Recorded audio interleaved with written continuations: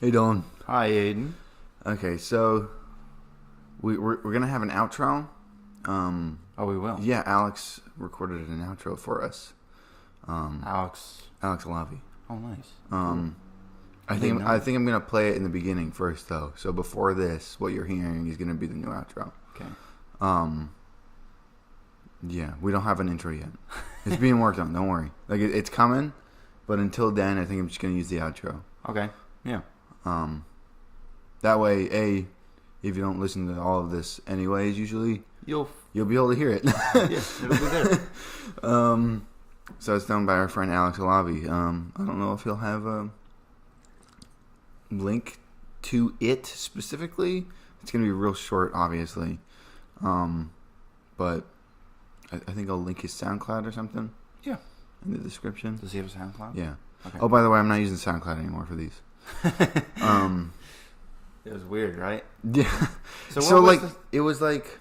Okay. I don't really know how SoundCloud works, so like... I thought... Because, like, it used to be, like, it just didn't matter. You could upload whatever the fuck you want. Yeah. But I guess they have these, like, tiers now. There's, like, the free tier. Uh-huh. And then there's, like, the 2 pay tiers. And it said that it was a max of 3 hours, and I thought that meant for, like, any given sound file. Yeah. Like, the max you could do was 3 hours, and after that, we can't upload it. Yeah. I mean, technically that is true, but it was for everything combined. 3 hours in total for all the tracks. So I uploaded the first one. I was like, cool, and then I uploaded the next one, and it deleted and the it first one. booted the first one. Yeah, because it's like it doesn't even exist there anymore. Yeah, I saw that. I was like, I didn't realize what had happened. I went on and I was like, God, where's the first track? Yeah, and I went to the profile. You go to tracks, and it's like not there. Yeah, it's just the second one. It just says we have one track. So I don't know. Maybe I'll keep uploading it, but just realize if you're coming after like a week, it's gonna be gone. Like that, it's gonna be gone. So I think the best way to listen to it is gonna be on YouTube, at least for now. And then I'm gonna. It'll be like it's probably really easy to like get it up on iTunes. It seems like people have a really easy time getting things up there. Yeah. So I'll figure out that, and then once I figure that out, I'll announce when that happens. Okay. Until then, though, I don't know. It's just gonna be YouTube. It's gonna make uploading easier, at least. Yeah, that's true. I only have one thing I have to wait on. Anyways, other than that, Dylan, how was your week? That's pretty good. Yeah. What'd you do? Well, I guess big thing. I can't go into it, but I can talk about like my new responsibility that I was given this week. Oh. You are allowed to talk about it. I'm not. I mean, I can't tell you like the thing I'm reading. Okay. You know. But basically, I mean, it's not like it's important in the sense that it's like an editing kind of job. Yeah. I got like I got the style guide that you're supposed to like follow. Okay. When you write stuff, so like how certain stuff is written out and like, oh, this is the way we want it for this. So it's like that Sonic thing that leaked. yeah, kind of, but like no artwork. And it shows what they want to do with like balloons and stuff like that for certain ones. Yeah. Stuff like that, I'm not sure if I'm allowed to tell you what those decisions are, so I'm not going to tell you, just to be safe. Just in case. Just know that's what it is, basically. He's in tow of something that so I'm means going something for editing. Yeah.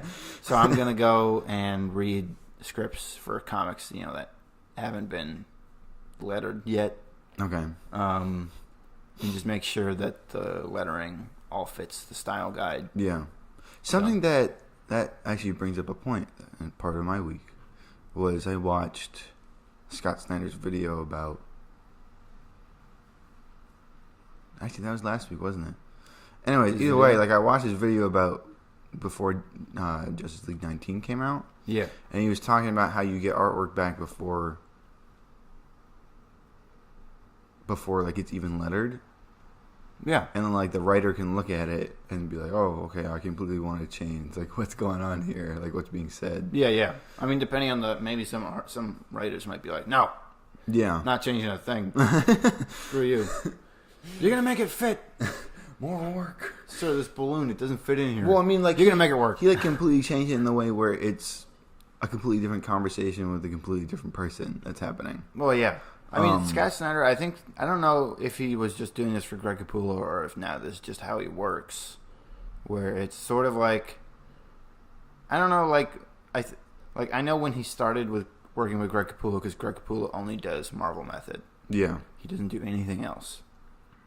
And at first, Scott Snyder was writing full scripts, and Greg Capullo would just, like, not really follow it. I mean, he would do the story that was supposed to be told, like, the basic outline, which is what Marvel Method is. But he was, like, making up his own panels? Yeah, he wouldn't pay attention to the dialogue or, like... And so Scott Snyder would have to go in and, like, change things afterwards. You think he adapted to doing it like that? Yeah, to doing that. I mean, I'm sure he still writes full scripts. It's just he's not as tied to it. No. Yeah. I mean, but, like, I think for Greg Capullo, I don't think he writes full scripts for Greg Capullo anymore. Okay. Because remember when we went to the metal panel and that thing, the last issue was 45-something pages or something? 48, I think. And the script, quote-unquote, that he wrote, I mean, it's the script, but, you know, whatever, was 9 pages. Okay. So. Right. And for anyone who doesn't know, that's really unusual. At least when you're working in DC. Yeah. Generally. I mean, now you don't see a lot of people who do Marvel Method anymore. I mean, I'm trying to get into it because... I don't know, it's fun. It leaves a lot of room for... Yeah, and that's even just for myself. Yeah. I can't imagine having to do it for someone else. I mean, I could imagine doing it. I just, like, it'd be weird. Yeah. I mean, you know, even over at Marvel, no one even does the Marvel Method, really. Yeah. From what it sounds like. No, yeah, most people just do full scripts. It's not like I've known people... Should we explain what full scripts are? The difference? I mean, I guess, sure. So, for anyone who doesn't know. Yeah, go ahead. Hey, you never know. Get into it.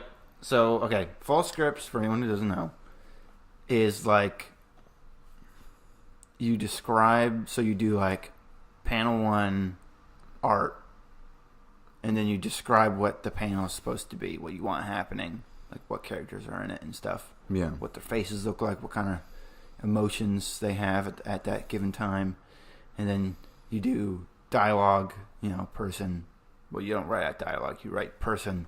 Right, whoever it is that's saying something. Yeah. And then you write the dialogue and all that stuff. And you do that for the whole page, basically. Yeah. Yeah. And then Marvel Method is just you write out like a plot synopsis. I mean, when I do it, I break down it like page by page. Mm-hmm. I think some people might even do it looser than that. They might just do like a plot synopsis, and then they give that to the artist, and like, here's what's supposed to happen. I just break it down so that I know what's happening on each page, mainly because I'm fairly new to Marvel Method. I feel like that would be too loose for me. I'd just look at it and I'd just be overwhelmed. Yeah. I'm like, what? It's gotta be 22 pages. Here you go. Here's my page outline of what's supposed to happen. Good luck. Go do that. And when you get back to me, I'll write everything else. But, you know, it's like, you know, that's the difference, yeah. So basically, the artist has more, like, they kind of share the writing job, sort of, you know. To an extent. Yeah. So they do what a director would do in like a film. Yeah, so like where they do the directing. Like they do the directing. It's like directing, and the writer does the writing. Yeah, it's sort of like in reverse. Like if they shot a movie and then a writer came in and they dubbed all the lines. Yeah. But I mean, like in spirit. Yeah. Kind of hard to explain, I guess. Yeah. Well, because it's totally different mediums. It's still weird to me because like whenever I've tried to write like a script for like a script, yeah, like not for comics, like for like a video or something, it would always. I didn't know how like looked down upon it was to like direct in the script. Oh really? Yeah. Like you can't be like. I want the camera, like you can't do any of that. No, yeah, like in our one class, when the guy was like, leave it pretty open. I mean, like there's only certain writers that did that. The only one I can think of is Alan Moore, who was like, "You doing this, and it better be that." But like, I think even now, I think he's stopped doing that since.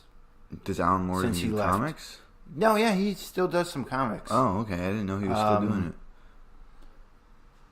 Like they're very indie, like you know.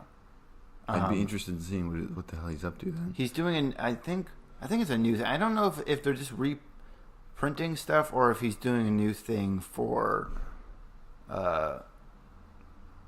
League of Extraordinary Gentlemen. Oh. He's doing like this. I've seen them. They're being published through IDW, or some like offshoot of IDW, like some imprint of IDW. I wonder if he still got it. He's like, I haven't heard about him in a while. So I have it's just a couple like issues, but like I haven't read them or anything. And I know for a fact that's a reprint. They're reprinting From Hell, but it's like colored. Okay. Which is like, I don't know why they colored it. It doesn't add anything, in my opinion. Is it at least colored well? No. Yeah, I don't know. I don't know why they did it. I don't know if they just did it so that maybe they could maybe the black and white one was too. I don't know. Like, I don't fully understand all the decisions people make for that sort of thing, like publishers. Yeah. Even though I work in an office where I hear that stuff all day, there's still things I'm like, I'm just confused, like why it's happening this way. But I mean, okay.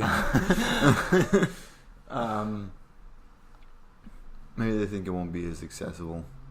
Yeah, I mean that's what I'm thinking. Like maybe they think black and white is too much of a like. Oh, only like hardcore fans are gonna read black and white stuff for some reason. I don't know. Yeah, I don't know. Like color is just. Are they making that decision because Alan Moore is attached to it? I don't know. Like only like hardcore fans are gonna look at it because it's Alan Moore, but if we color it, like more people, it'll at least be more open for people to. Yeah, I guess. See, I don't know. We're all just guess. This is all just guesswork. Yeah. I didn't know he was still writing. Yeah, no. I mean, like I thought he was at least doing like books. Yeah, and he like did novels. he did a movie like a anthology thing. Where the fuck have I been? I don't because I thought after he ran from DC that he was just stopping. I mean, no, he said he had like comic sides and he said he had a few more. Like a few years ago, he said he had like a quote few unquote more entertainment. I did the signs with my hands, but I realized no one can see that. Yeah, he did a few more. Like a few years ago, he was like, I have like this many pages left in me for comics. Like he had it like planned out or whatever. All right. I don't know. It seems strange. I mean, he can do whatever he wants. Yeah, he's a weird guy. That's one of those things where when I listen to Alan Moore, I'm like, dude, I just don't get it because I fucking love comic books, and I feel like even if I got upset with like the mainstream stuff, I mean, I don't know if I do know. I mean, that's sort of the reason that I don't want to be an artist or write for mainstream stuff. I don't want to. I don't want to just have your stuff after that. Yeah, they just have my stuff and they can do whatever they want with it. And I don't want to ever become like angry with DC or Marvel. Yeah, you know. I mean, that would be a bummer. Like, if I couldn't imagine that happening for me, but whatever. I don't know. It happens. It still happens. You know. Yeah. I mean, it would suck to feel like I'm using some really good ideas. Yeah. On things that I'd never be able to touch again. Yeah. Cause Because then you would try to do it again in your own stuff. People would be like, "That's just the thing you did for Marvel." I know, but like, damn it, I know, but it's my thing. It's like with Rob Liefeld. I mean, Rob Liefeld came up with other characters, but like, I mean, some of them were just like, they're just Marvel characters that he came up with. I mean, that's fine. I mean, Rob Liefeld can do whatever he wants, but yeah. You know, and it's like the thing that people like Rob Liefeld complained about with Marvel, the fact that it's the Marvel people button. just feel like there's a Marvel button. There isn't a creator. It's there's just no creators. Marvel, yeah, it's just the Marvel button, and you just press the Marvel button, and characters pop out. It's a pretty good description of it, though. Yeah, I mean, because like people who don't really care about the artists, you know, they're not gonna. It seems like he's suddenly like been thrust back into mainstream.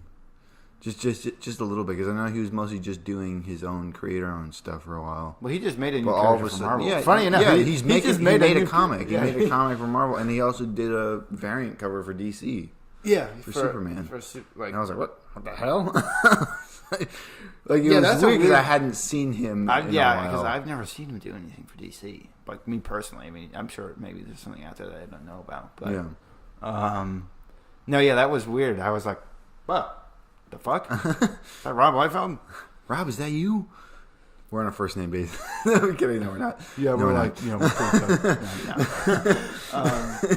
No, but like, I don't know. Rob Liefeld, I do like Rob Liefeld. He seems like a nice guy. I feel like nothing, everyone says he's I feel like nothing guy. could shake his love for comics. Yeah, no. And I feel like that's really admirable. Yeah. Like even if a lot of people are just like, and I feel like he seems like a guy that takes criticism pretty well. Yeah. You know? I mean, I don't know. So if you're going to take anything from him, at least take that kind of stuff. I mean, yeah, and like, I mean, everyone gives him shit for feet, but like, he draws feet all the time now. It's like, I can't make a joke about it. Like, it seems like he's like purposely drawing feet and like everything. Because he's like, I can fucking draw feet. Look at this. I've been practicing. I mean, they're still not like the best feet, but it's like, at least they're there. At least they're there. Yeah, at least he's putting them in. And there's so many times where I'm like looking at him like, oh, he just did not want to draw the fucking feet, just for anything. Yeah, which is fine. Like sometimes people do it in ways where it's like, okay, like obviously I'm gonna give you a pass. Like you're not like cutting it off at the border or anything. Yeah, like you're at least finding creative ways of doing it. I don't know. I even don't like it when they put like smoke and stuff in the way. Smoke or like no, like there's this one. There's a few times where I've seen this a lot. Where people are standing on like in like grass, but it's not like tall grass or anything, and the grass is covering their feet, like up, like right up to their ankles. And I'm like, that's just make it long bad. grass like, at this point. It doesn't look like you. This made just looks a like someone decision. forgot to mow their lawn. Well, not even that. It just looks like you wanted to cover the feet. If you wanted to make it long grass, make it go like halfway up their shin or something. Like, yeah. At least that feels like a decision. Not like, I just really don't want to draw the feet. Cover it up. No one's going to know. It's grass. It's grass there. That's how long grass is. Like, have you ever seen long grass, people? They're saying that. Have you even seen long grass? I bet you haven't. Like if you're gonna make it long, make it long. Yeah, right. If you're gonna make it short, like if you're gonna make it look like someone's cut their lawn. And that's what I was talking about. I was reading something I can't talk about. Like no one keeps it that long. Like I'm telling you, if you cut someone's lawn and it went up to your ankles, they would be pissed. Yeah. I know this. We used to do landscaping. Yeah, yeah. I was reading something recently. It was a script. Not gonna tell you what for, because I can't. But there was a description, and the description was the water goes up to their ankles. And I was like, no, make it go up to the shins. Please. It's going to look weird. It sounds like a random thing, but like, if you're like I hate seeing characters that are in sewers and it like goes up to their ankles. And like sewer's way deeper than that. Yeah. It's like, make it go up to their like, goes up to like your waist at least, right? Yeah, sometimes. You know, like I guess it depends. Just make it go deeper than the ankles. Like, Even if you don't want it to be that deep, just make it go up to their shins. Yeah. I don't know. Just for looks purposes. Yeah, so it doesn't look like you're doing something. It seems like a really minor thing, but like, because some people don't get it. Yeah. It just looks weird. It looks weird, and feet. It's a strange thing. It's one of those things that it sounds like bullshit, but then like when you start noticing it, you're like, oh fuck, dude, come on. I'm not even that good at drawing feet, especially at certain angles. I still do it. Yeah, like, or at least I try to. Just have the feet. I hate seeing like supposed to be like a power pose, and then they cut off the feet. I'm like, God, fuck. They have all this power with nothing to stand on. Yeah, right. These sound like little nitpicky things to people who like don't get it, but like it matters. Makes a difference. It does make a difference. Like you notice when people don't draw feet, and it's. Yeah. I was that nitpicky asshole in like class. Well, cause yeah, people would do it way worse in class though. Yeah, I mean sometimes I'll see a comic and you're like, if they cut off the feet like once on a page, because whatever, they just didn't plan out how big the figure should be or something. Yeah, sometimes there's like a thing that's like, just put the feet in, dude. Like, come on, you could have made that extend the work. panel or like move them up a little bit. Like, yeah. Or like people, it's the same thing. Like you notice when people don't want to draw hands. Yeah, you can tell when someone doesn't want to draw a hand, and that's even worse because it's the fucking hands. Like, what do they do? What are they doing if they don't have their hands? Like, what if it's not in the frame? Like, what are they doing with them? Where are they going? What are they grabbing? Yeah, is there a light switch over there? Yeah.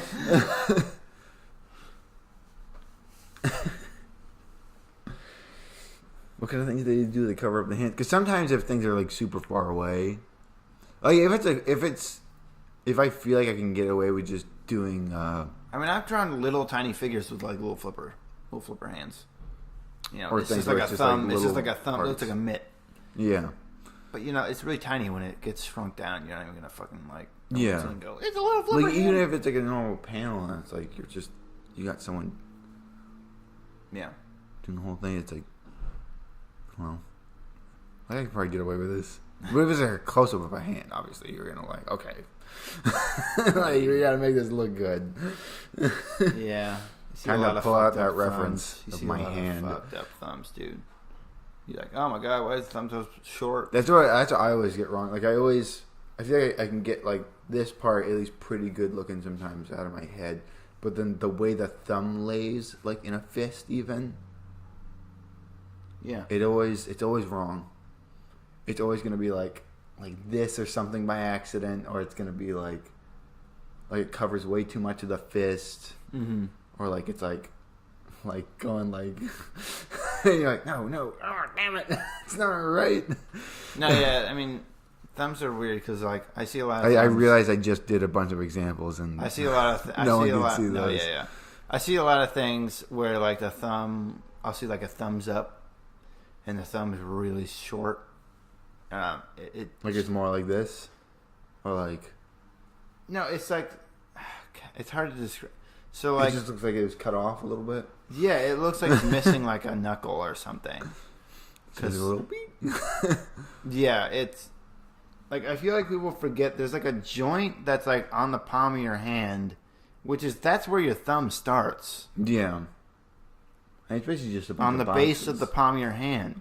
And then there's another knuckle that kind of goes a little bit higher than your index finger knuckle, like when you're making a thumbs up. And then there's another knuckle. Like, people always forget about one of the knuckles. Yeah. They usually skip the second or the third knuckle. And they got some kind of, because it's like here. This one right here is like ball. Yeah, there's like the ball joint thing. Like if it is even a ball. Well, it's not even a ball joint. I don't know. It's whatever it is. I'm not going to pretend to know what kind of joint there is down there. But there's a joint down there on the base of your palm. And then there's the one right here. And yeah. It's like, it's not like these kind of knuckles because it's not like you can move it around. But people always do. They usually do the one that's like right above your index finger. Not above. Okay, this is getting confusing. So if you're looking at your hand, you know, this is why we should start using video. Palm at up. some point. Palm up. You're looking at it. There's the square, which is basically the palm of your hand. The palm of your hand. And then at the bottom of your palm, you know, at the base, that's where your thumb is. That's where your thumb starts. It's right. It's like if you move it around, like directly underneath your index finger. Yeah, it's like right there, and it basically looks like it hits your wrist. It's not your wrist. Yeah, but you could probably mistake it for where your wrist starts. Yeah, if you move your pinky and your thumb together, you can see the whole. You can see where it moves. It moves on that joint. Yeah, and then there's another knuckle, another joint right above that one, and that's usually the one that people draw. And there's another one right above that one. People always skip that one. Yeah, that's Jim Lee skips it a lot. Yeah, which is not to make fun of Jim Lee. I mean, like, and then the same thing happens. Fucking doing way better than I am. The same thing happens with the other fingers. The other fingers. They usually draw just one of the knuckles on the fingers. Yeah, I mean, like to an extent, even like you can get away with it. I mean, like, but if you just want it to look really, really good, yeah, don't skip out on it. Yeah. Because people will know. They've got weird alien hands now. Yeah. Because if you draw everything else... Just remember, all fingers have 3 sections. Yeah. Even the thumb. Even though it doesn't look like it at first. It looks like it's only 2. It does have that third. Yeah. 3 sections. Bam, bam, bam. And that third one does look like it's basically part of the palm. So, like, just don't... don't forget it. No, yeah. And it's like, you know, I see people who draw, you know, they draw really well. And then you look at their hands and you're like, fuck, dude, come on, like, what happened? And they're too afraid to look at reference. Like, dude, you're not going to get any better at drawing hands if you don't use. You don't even have to tell people that you looked at reference. See, that's the thing. No, I was telling someone this. So like, one of the interns was kind of like, you know, like kind of joking on people for like using a lot of reference or whatever the fuck. When you gotta get things done, and they're like, I don't want to. You gotta get like 10 pages done in like a week. Dude, reference fucking helps. The less you have to make up, life. Yeah. Honestly, the less you have to make up, the faster it goes. And that's not to say that you can't use your imagination when you're using reference. That's not true. Don't believe anyone who says that. We had Eric Deschamps. I always go for like Eric Powell. I'm like, no, it's not Powell. I don't know that guy. Eric Deschamps. He showed us this method of photoshopping different uses of reference, but like to the point where it's like, oh, I didn't even realize I could be doing that. Yeah, like it seems so simple, and you're like, why haven't I been doing that this whole time? You kind of put it together like a puzzle to like make the reference that you want. Yeah, but it could be like, oh, like I like the way this arm looks here. Yeah, so I'm gonna put it onto this body, and then you. Or like I need multiple people grabbing this person, so I'm gonna take multiple shots of someone being grabbed, and then just use the one, but then keep adding the different people in. Yeah. And you can do like... You got free reference right there. Yeah. You don't even need to look up a crowd grabbing someone. And you made up your own crowd grabbing someone. And you make up like the best simile of an outfit, you know? Yeah. You know, it's not the exact outfit that the character is going to be wearing. But basically... It's close enough that you can like... You can fudge it. Yeah. You know, I mean, I've done a lot of stuff where characters are wearing capes. All you need is a towel. Just throw a blanket on someone, you know? Who cares? You know, I'm not going to go out and buy a cape or make one. I mean, I could, but like... Why? I don't have to.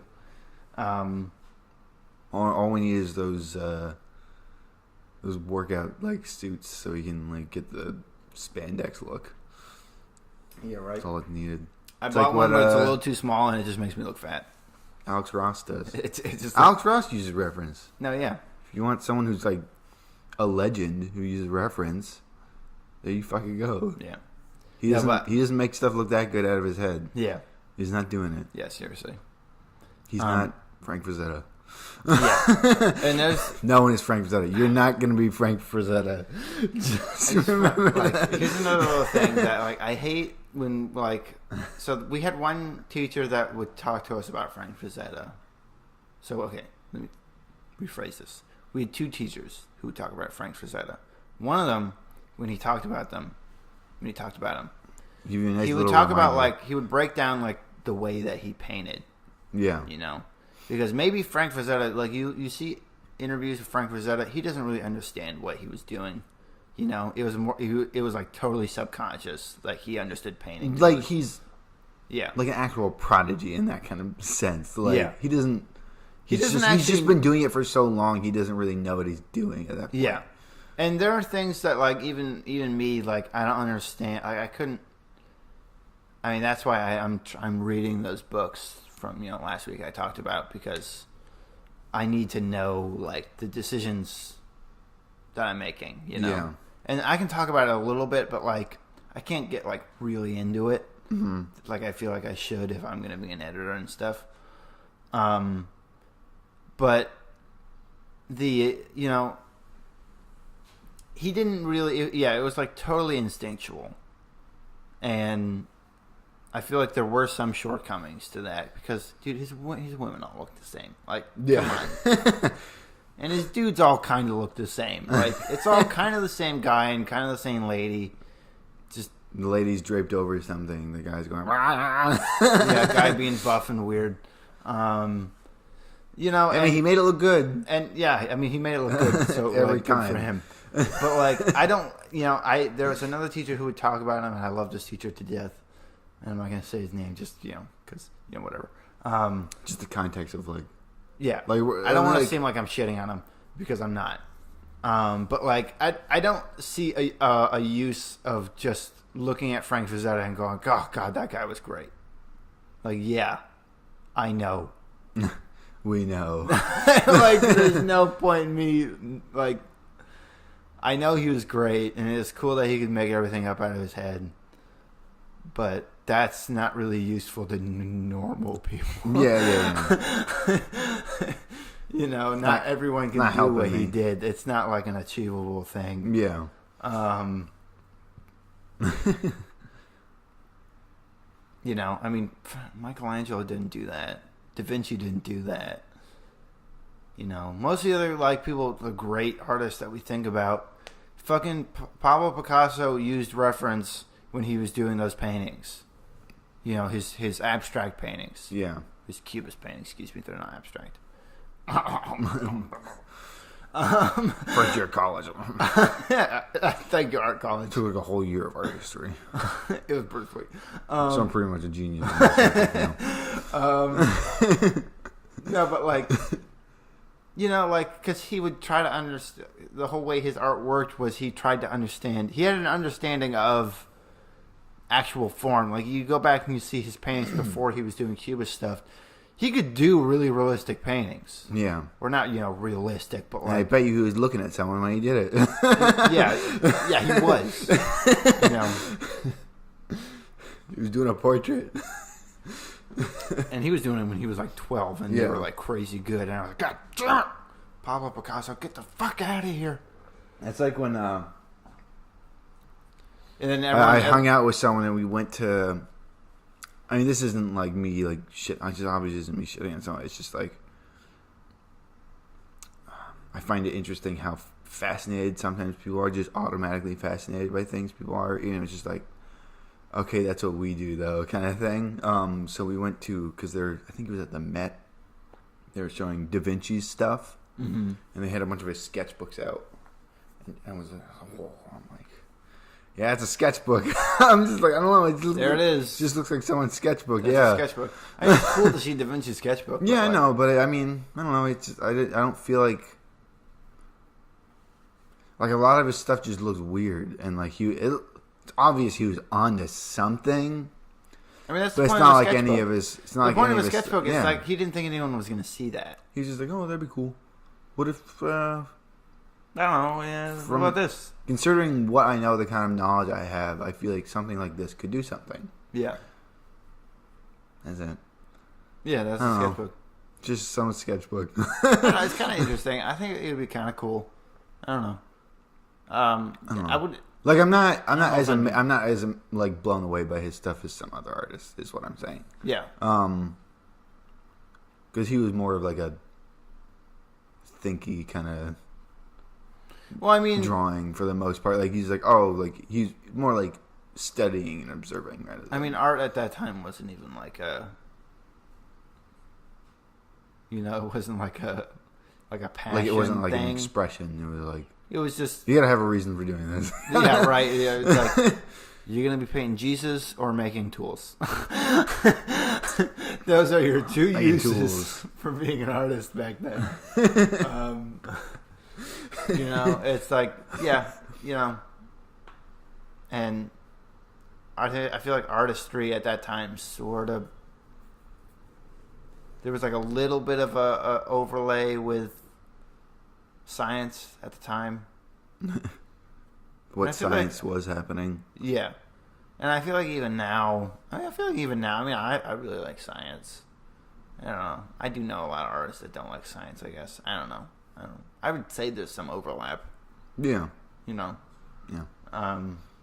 But just for the most part, at least from what they were showing, it just looked like analytical, like, oh, he's just studying anatomy. Yeah. I don't know. It's like kind of thing. It's like with the Mona Lisa, like when Deja went to the Louvre, and then she went up to see the Mona Lisa, and she was like, "Yeah, it's just sort of like a painting." Like I don't know, like there it is. No, yeah, and the only reason I think it's so famous is because it got stolen. Like that's it. I mean, yeah, there's no mystery, guys. Turns out it's just a painting. Yeah, believe it or not, it is just a painting. But I don't know. I feel like I guess that's sort of why it's so interesting. Like, yeah. The fact that people can get such meaning out of like a thing that's like, it's just like a thing that I did. I don't know. Yeah. I don't know. I guess the only times that I'm like really fascinated with something is if it fits into an aesthetic that I'm looking for, kind of thing. I mean, like a lot of times I just with anybody. Yeah, I know, but I don't know. Like I went to Guggenheim yesterday. The Gug. Part of my week. Here we go. Part of my week. I went to the Guggenheim yesterday, and looking at photography, and I realized I don't know how to analyze photography. I was looking at it. Dude, I don't know how to look at photography either. I started just looking at it, I'm like, that's photograph, all right. Yep. I didn't realize how many different materials were used in photography. I have seen some really cool photographs. No, yeah, it's all about me. But that's all I can say about it. But I've never been that's a really blown cool away by a photograph. Yeah. I've never been. I think the closest to being blown away I was when there was someone who would hand make their own lenses. Yeah. And they took photographs with those. It looked weird. Well, was it like all warped and weird looking? Yeah. Like, that's it. That's kind of cool. Yeah. But see, I don't know. Like, that's like I mean, we have like these pictures of flowers, and they sort of look like landscapes, which sort of gave me an idea for a story, or like a thing, like a part of a story that I wanted to do. But I don't know. Like, if I saw these, I wouldn't be like, "Oh my god, I feel such a connection to these things." Right. I don't know. Like, that's kind of me in museums just to begin with, though. Yeah, there's a lot of stuff, and a lot of the stuff, because most of the paintings in museums, it's not like the famous stuff. There's like one or two famous paintings in the museum, and then the rest of it is just like everything else that someone did. Yeah, here's some stuff we found. I don't know, but like I remember when I was walking through the Met, and they had a Norman Rockwell hanging up, and I think they had a bunch of Monet at Met. Yeah. I don't know if it's still I fucking love Norman Rockwell. Mm-hmm. And so, like, that was awesome to look at. And there was a couple other paintings that I saw that was, like, a painting of a volcano or something. And it was really, like, I don't know, it looked really cool. And it was, like, a guy I had never heard of. Yeah. I mean, there's always, like, the things like what is it? It was called, like, the Hudson Valley Art Club or something, or, like, art school. Yeah. Even though it wasn't a school. No, yeah, it was just, like, the style that everyone did. Basically, they would take. It was great, though. Yeah, it was like when did they were like a thing? It was they during the industrial age because it was. Yeah, and they tried to like reconstruct what it could have looked like back in the day. Back in the day. Back when those are great. I love those. I mean, those look really nice. Yeah, and it's mostly because like those things were painted like in the area where we grew up. I mean, that's not why I love it. I mean, but like there might be like a reminiscent kind of factor to it. Yeah, true. Even if we never grew up during that, it kind of gives you the feeling of like. Wouldn't it be great to go when I was a little kid?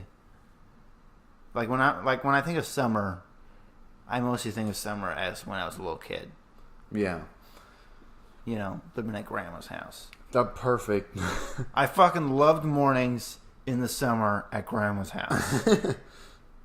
Those were amazing. I just remember the feeling. Yeah. The smell. Yeah. The smell. Because that whole area, the backyard was always in shade. How the light came in and there was through everything. Yeah. It was fucking amazing. I'm remembering it right now. I'm like, I want to go back. I want to go back there. We gotta go back. You know, but like there's, oh god. So I just think, so like, I wasn't going to talk about this, but now I am going to talk about it. I was thinking about it like before we started recording. And I was like, should I talk about that? And I was like, nah, there's no reason to. But now now there's a reason to. So I go on this website. Could you pull it? I don't want this to stop by accident. I don't think it's going to stop. I think it'll be fine. Okay, so what's that site called? It's called photobygibson.com. Yeah, photobygibson.com.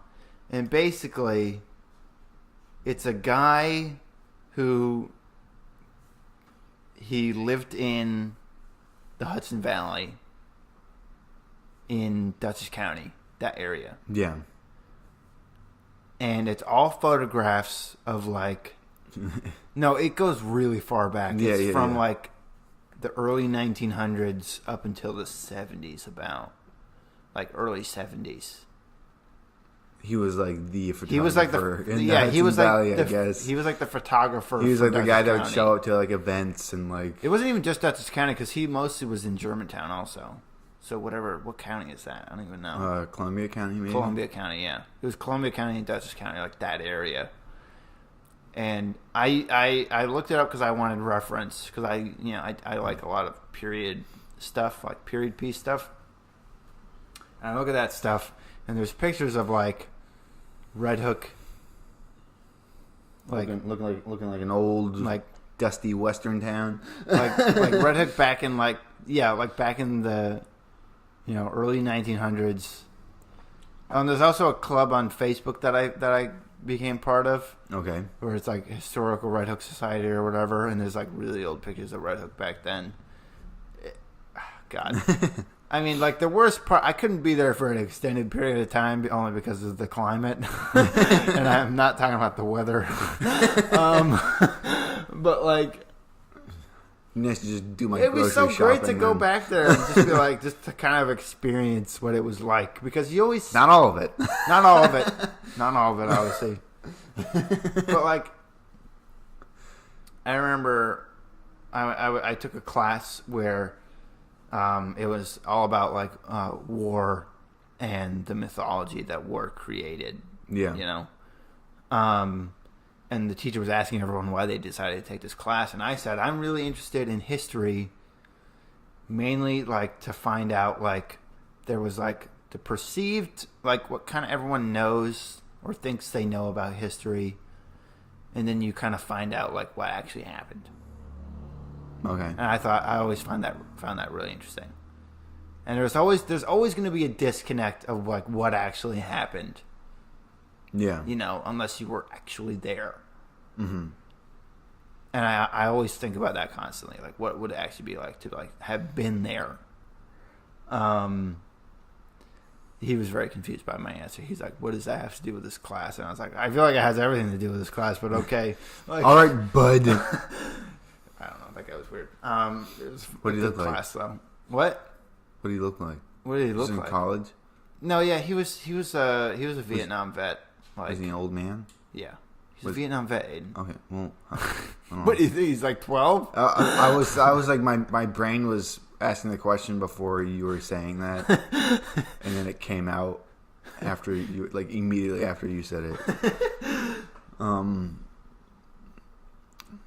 I don't know. There was one grumpy old man that I had for some classes who was always just like, "He's a grumpy old man," and like you would tell him stuff, and he'd be like, you're like, "Fucking fine then, never mind." No, yeah. So I'm just wondering if it's the same guy. That'd be. His stuff was really interesting to learn about his stuff because I feel like after taking that class, I realized how fucking little I knew about the Vietnam War. We barely cover it in Was class. that where you watched that doc for? Yeah, the Ken Burns documentary. Yeah.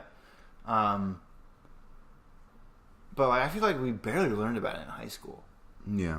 Like, fuck, I didn't know dick about that. Jesus Christ. It was kind of embarrassing how little I knew about that. Like, but it was like everyone there like barely knew anything about the Vietnam War. What the what? Like, you kind of, like, you had like an idea I thought of what it was just about, people going like, over and then people protesting and that's it. That's all we fucking learned about, really. Like, yeah. I didn't know what and caused they said what like or what people thought caused that it. we used what's it called, that stuff that burns and gives people cancer. Agent Orange. Agent Orange. We used that, and we mostly burned down innocent civilians for the most part. No, yeah, like there was like I didn't know that Vietnam War started. Like we got into it because they said that the communist Vietnamese group like sank a ship, one of our ships, and so that was like that kind of got people behind going to Vietnam, like the American people. They sank that was completely fabricated.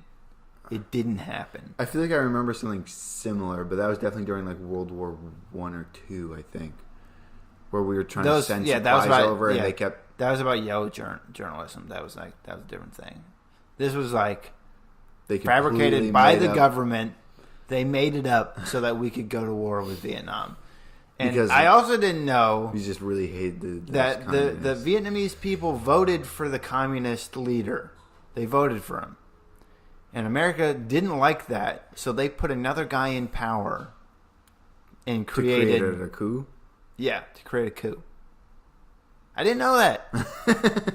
And maybe that's embarrassing for me to not know. Maybe there's people out there being like, "Oh, that fucking idiot didn't know that." I'm sorry, I didn't know that. No one ever told us that. I didn't learn that in high school. No. Which is nuts to me, Jesus Christ, like. So we created the revolution. Or the revolution. Yeah. The people wanted. The majority of people in Vietnam wanted the communist leader. He won the vote. The popular vote. So basically, and it was because we had saved Vietnam from like a dictatorship. We had helped them, and then we were okay, like, cool guys. Now you guys can vote for your own leader. It was and the they're French. Like, cool. It was the French. Okay, that helped them, and then we were all like, okay. And the French were like, okay, cool. We're gonna let you have your first like democratic vote, and then they voted for that guy, and we're like, never mind. We didn't think you were gonna vote for that guy.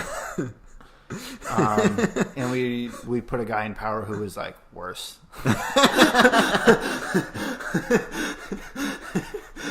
So pretty par for the course. Man, nothing changes. How was the rest of your week, Evan?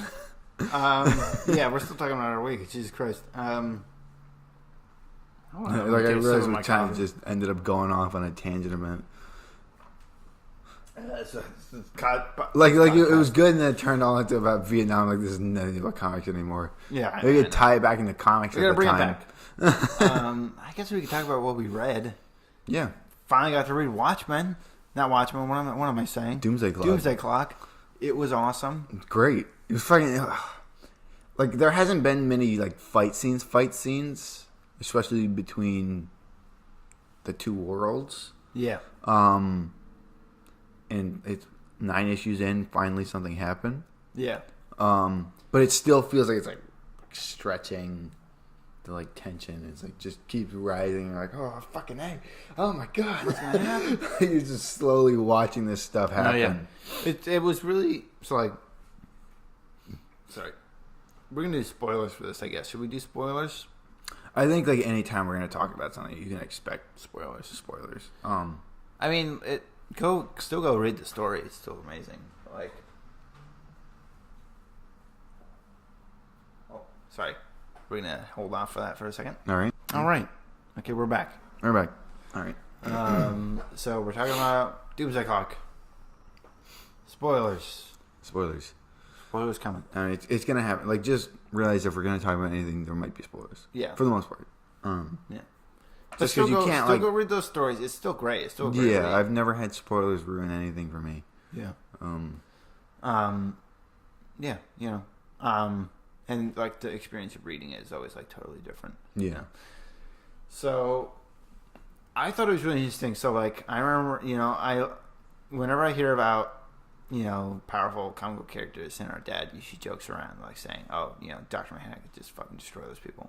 Like, yeah. Just like think them out of existence, basically.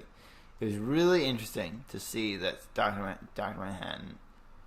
He's not really even. It's like he doesn't even care that they're attacking. Yeah, he's more just very curious. He's like fascinated by their powers. He's like, amazing. Oh, it's weird. Like, he's more like analyzing it. Right? No, yeah. And I was like, oh, and God, like any action he takes to like get them away is just to like, yeah. Hey, like, I was so afraid of. Yeah, I thing. was so afraid of him. Like just blasting people left and right. Yeah, just like blasting them out of existence. And I was like, I don't want that to happen. Like, yeah, I want something more interesting to happen. And it was cool that. He kind of gets like sucker punched as well. No, yeah, that was hilarious. By Guy Gardner, and then he just like analyzes his fucking ring out of existence. Yeah, right. He's like, I'm gonna like, take what that. is this? He's like, whoa, wait, hold on. No, yeah, that was really cool. God. And like they're all like confused by him. Like no one could really understand like what he was doing. No, yeah, because he was talking about things that were like had happened or like were going to happen, but like he was talking about it as if he was like there, and he was like answering questions. And he was like, "Oh crap! Wait, no, I'm not there yet." Being asked. No, yeah, that was great. I thought it felt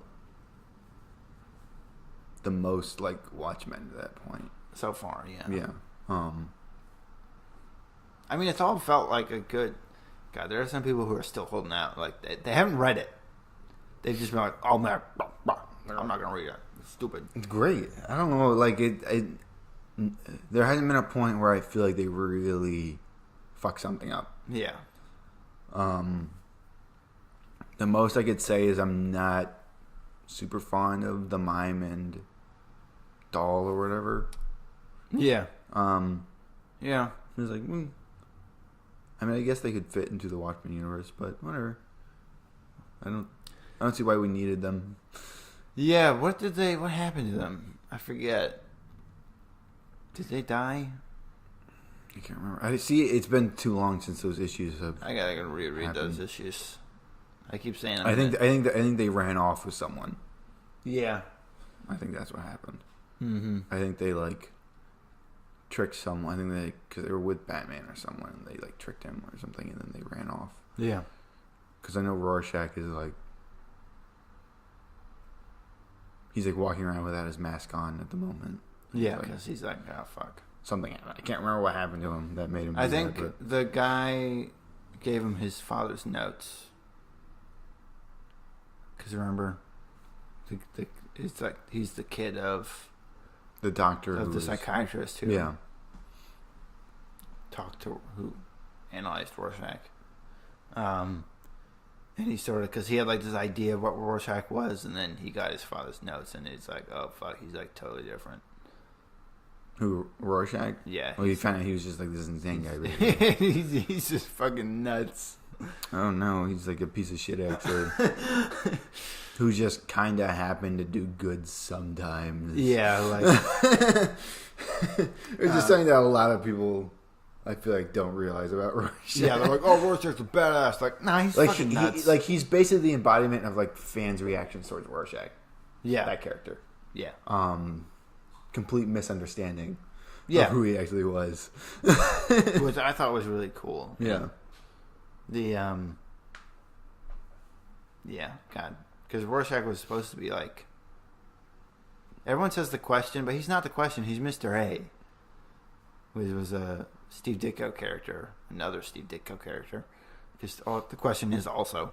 Basically, that whole book is making fun of Steve Ditko's political views. That's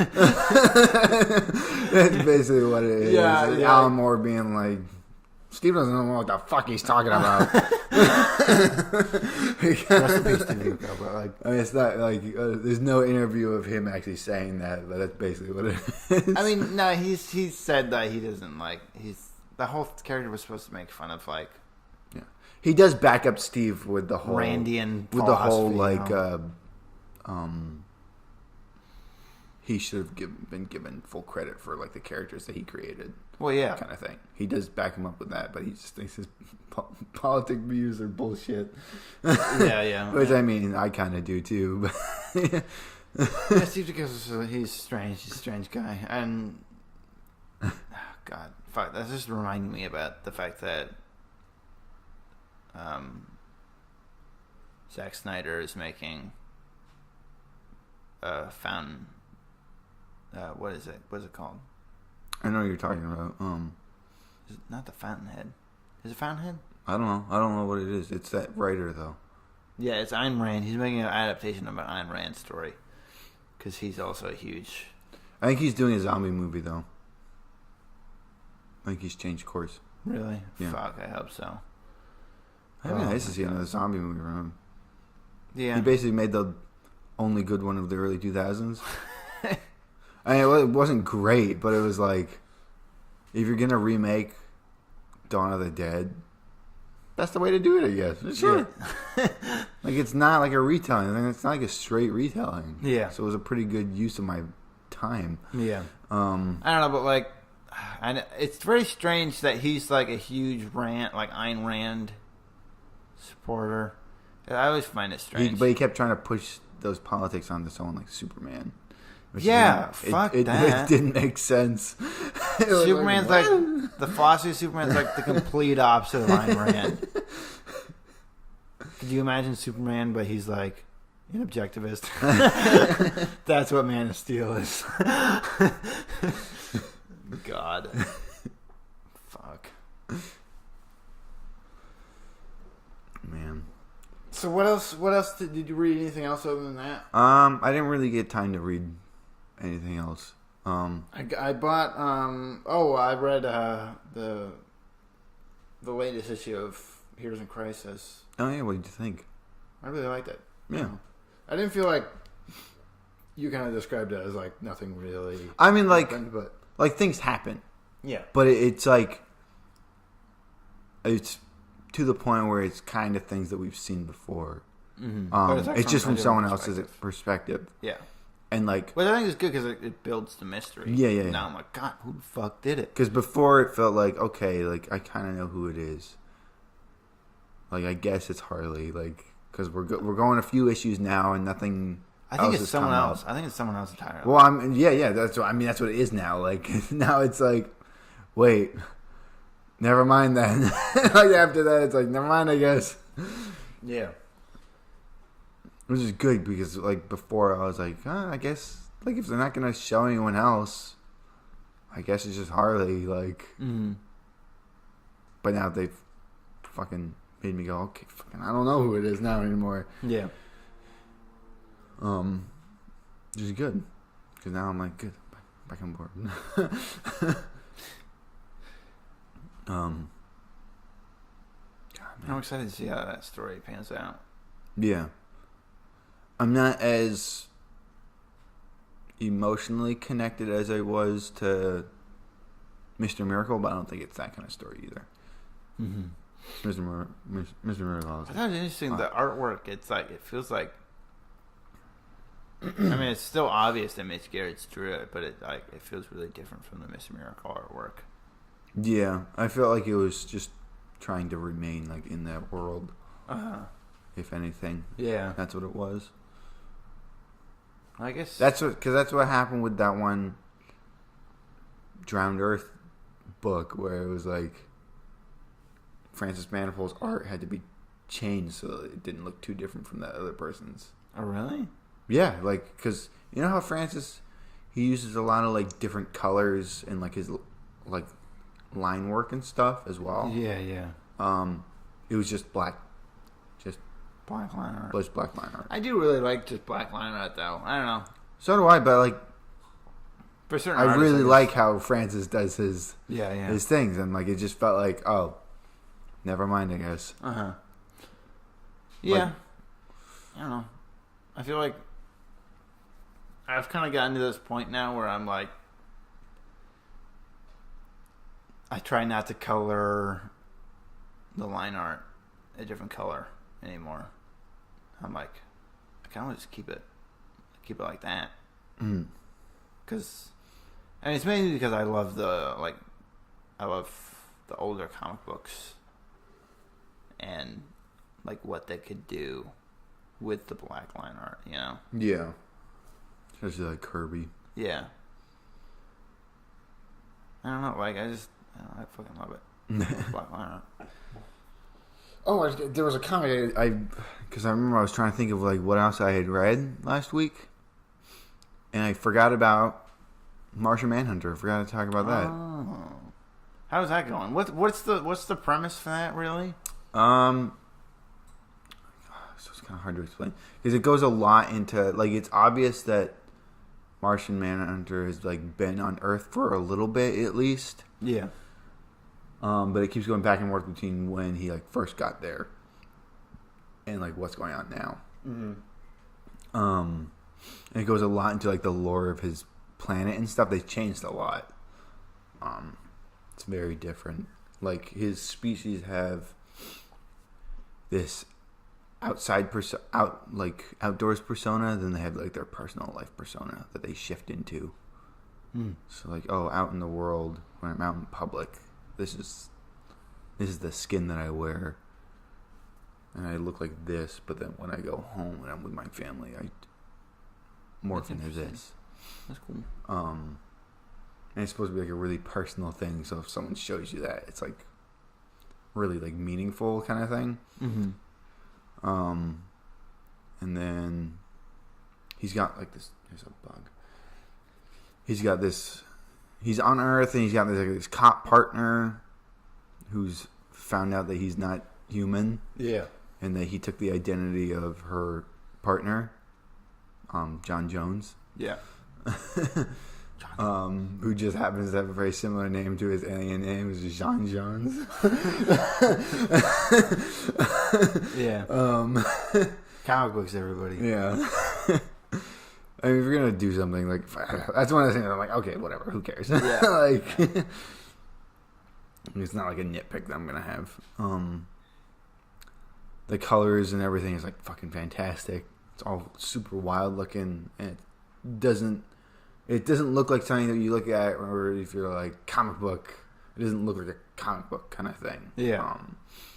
It doesn't look like that kind of sterile, like safe kind of style that I feel like a lot of people have. And I mean, like, that's not me like making fun of them either. It's just a lot of people have grown up looking at like Jim Lee and Todd McFarlane, and that's kind of what they do. Like Jim Lee and Todd McFarlane for the most part. Yeah, like, yeah. Like, that's just what it's gonna look like. Yeah, it gets very obvious. Like that's who they're getting inspiration. Yeah, from. And I think people like Jorge Jimenez. It's obvious that he is too, but he's doing something else with it. Yeah, that makes it I feel like much more sleek and like unique to look at. Yeah, like it's like I love his artwork. His stuff looks really cool. If you need like a description of his stuff, it's like the sports car. It's like a sports car rather than a muscle car. Yeah. Most people draw like muscle cars. Yeah. And he draws sports cars. If that makes sense. Like very sleek. Yeah, like kind of style. I don't know. Yeah. Oh wait, you gotta talk about Captain Marvel because you saw Captain Marvel. Yeah, I saw Captain Marvel. Without me. I didn't see it with anyone, so like it's fine. Like I said, it's not like I saw it with someone over you. I just Yeah. I got out of work and I was like, just gonna go see that. And I went and saw it in like the middle of the day. So I was able to get a pretty nice seat. Almost saw it because they got this new Screen X thing that I guess you can see it in. Mm-hmm. Where it's like this big fucking screen that like goes around you. Yeah. All right, we're back. So, so we got this Screen X thing that I kind of want to see something in. Like, so the normal movie is like, what, like 17 something? And this Screen X is like 22. It's like $22. Okay. So what is it exactly? It's like a big screen that like wraps around you. Huh. I don't know how the fuck they film for it. So I'm wondering like what it does to the image.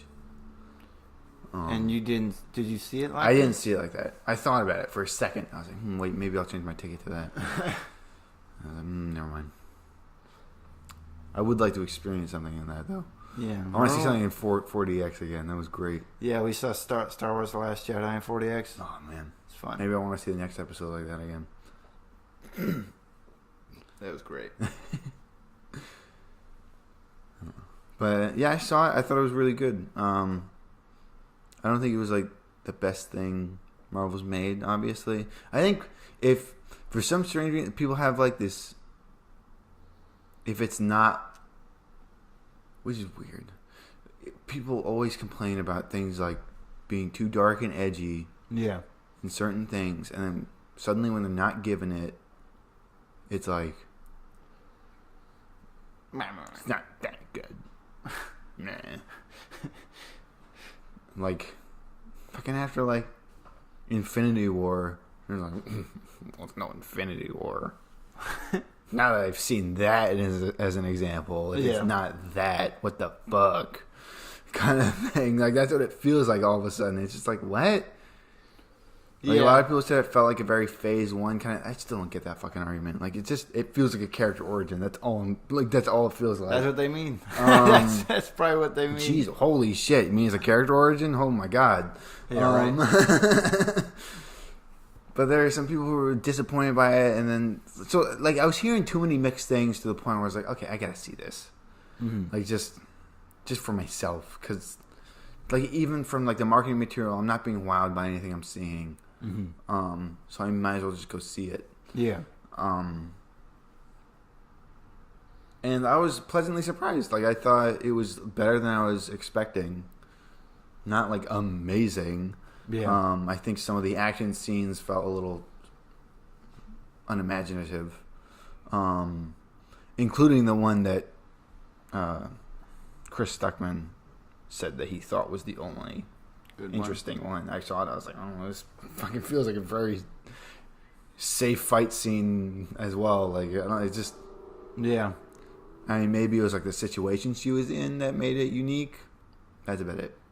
The way it was shot didn't like wow me. Yeah, you weren't like, oh my god, this is amazing. But I did feel like a lot of the character personalities and the character interactions were much more of a reason to go see the fucking movie kind of thing. Like it was very nice to see it, and then I don't know, it felt very uplifting as well. Yeah.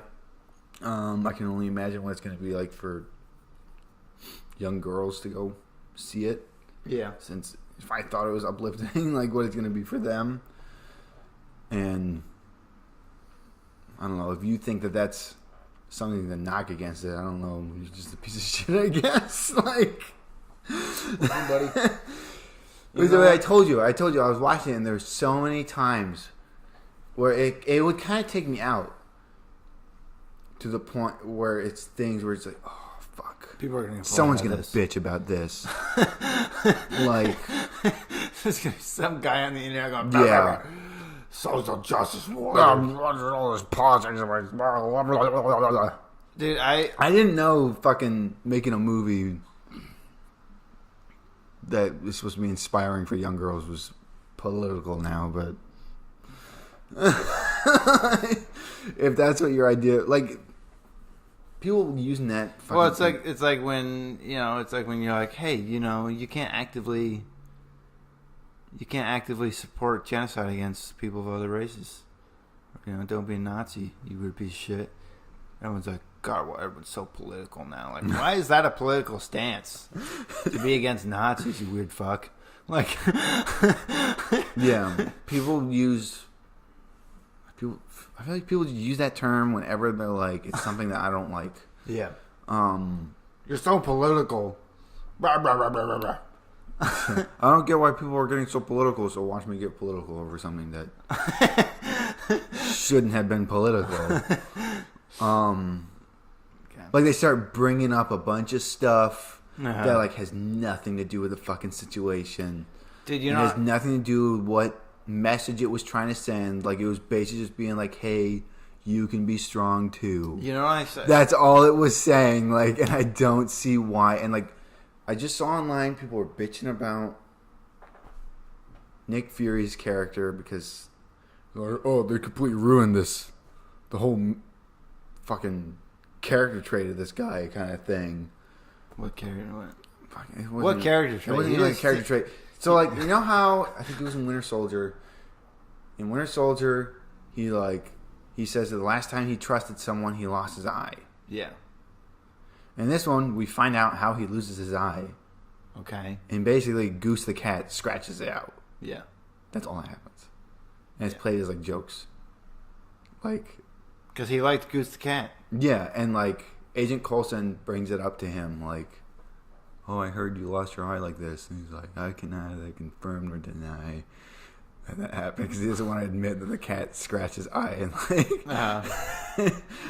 he basically lost it. And it's funny. I never at any point thought that was a horrible decision or that fucking ruined it or anything. And I didn't even think that it would be something that people would like be arguing about, but apparently it is. And I just saw it yesterday, and I was like, "What? People are complaining about that? Oh my! People find anything these days." You know, just to kind of like talk about this. So like, one of the new editors at our office is Heather. Okay. Santos, I believe is the last name. She used to work at Marvel, and one of the other people in the office, Danny, she was like, "Oh, Heather's like," she was like one of the first people to get like attacked by like this Comicsgate thing. And I was like, "What? Are you serious?" She's like, "Yeah, you should look her up." So one day when I was home, I was like, "Fuck, I'm gonna look up this person because I don't really know anything about her." Yeah, and she posted like a thing of like a bunch of Marvel employees that were women, and they all went to go get milkshakes or whatever. Oh no! And that's what set people off. That's what set people off. Is that what started Comicsgate? Yeah. and then like I started seeing all these articles. Now I'm getting like, oh fuck, it's so annoying. Now I'm getting like a bunch of like recommended things on YouTube for like. This one guy. The Quartering? Is it The Quartering? No, it's not that guy. It's like this other guy who I've never seen before. He also pops up for me now. It's this guy that like, just like, seems to. He's like obsessed with Heather. It's weird. So it's basically like Thunderfoot with Anita Sarkeesian. Yeah, it's weird. It's like, what is your deal, man? That's the only content on his channel. Yeah, it's like. And then, what was it? I remember I used to watch this stuff because it was like, oh, laugh at like flat earthers and stuff and like all this. This was like a number of years ago, right? Yeah. And then later that day, I saw a brand new tweet from Heather like posting a thing about something that she was working on. And the first reaction was, "Don't you have a milkshake to drink or something?" No, what? And I was like, "Oh my god, they're still bringing milkshakes? They're still bringing it up." It's like with Nelson in the Superman issue. Yep. Jesus. So people, they're all just sad and pathetic. That's so weird. Yeah. That's so weird. God, fuck.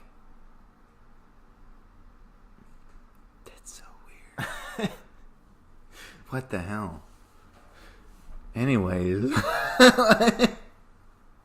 Someone was this guy that was like, he just posts about Heather on YouTube. No, jeez. He was, when Heather left Marvel, he made a video saying, like, Heather Antos leaves Marvel. Social justice warrior period of Marvel is finally over. And I was like, oh, fuck. Holy cow. That's amazing. Yeah, God, fuck. People are sad. Jeez. But, yeah, I don't know. Because, like, so, like, that whole clip, and, like, people were taking it and they're like, oh, like, they're ruining Nick Fury's character for a joke.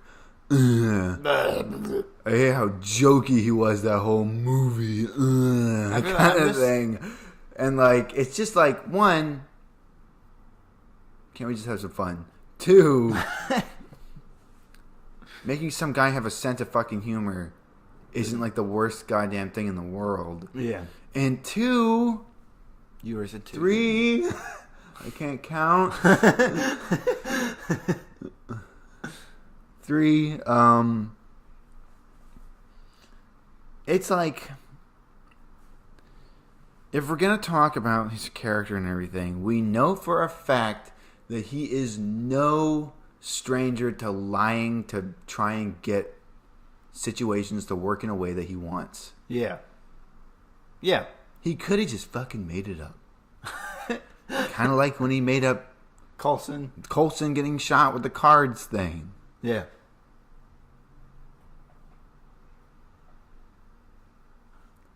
Is that so hard? I explain it away in like 2 seconds. Yeah, right. And immediately when I saw it, I was like, oh, he's fucking lying about things before. How do we know he's not lying? Yeah, right.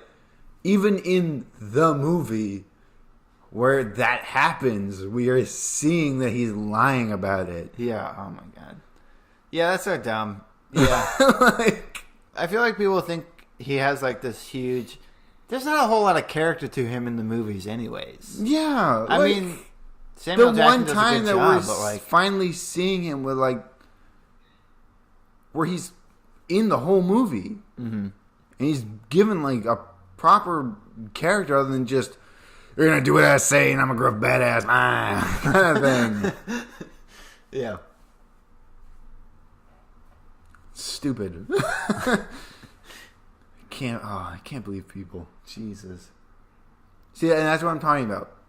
You make something light and fun, something that isn't tied down to something super serious as happening. Like, there's serious things that happen in the film. Yeah. Like, and there's a whole twist with it as well. I thought that was great because you go into it and you're like, oh, there's gonna be like a whole thing and like these, and like people had called out that something was gonna happen with like a certain group of people. Yeah. But I didn't think it would completely reverse something with another group of people. I thought it'd be a situation of like, oh, no one can be trusted kind of thing. No one is good. None of these people are good. But instead it's just something else. I don't know if that spoils too much, but whatever. We said spoilers in this thing already. Yeah. So spoiler, let's just, I don't know, skip this part if you want. It's too late. We already said it. The Skrulls aren't evil. They aren't? They aren't. They're basically on the run from the Kree. And the Kree are like unjustly like wiping them out basically. Okay. So that was a spoiler. That's it. That's a spoiler. I mean, we always knew that the Kree were bad because we knew that fucking Ronan the Accuser was Kree. Yeah. And I was like, well, he was bad. Like, why like, they're probably all bad. Probably all bad guys. So that's all I can take away from this. Seems to pan out. That's it. Uh-huh. That was a twist. But like the way it's like everything plays out it was nice. It was satisfying. Yeah. Fucking Ben Mendelsohn did the best acting I've seen from him yet. Oh, was he? What was he? He played Talos, the main bad guy, the main Kree leader. He actually like he was like having fun with it and like not just reciting lines. I thought he kind of came close a little bit in Ready Player One, but like in Rogue One, he had like no character. Well, you know, Rogue One's a shitty movie. Well, don't say that too loud.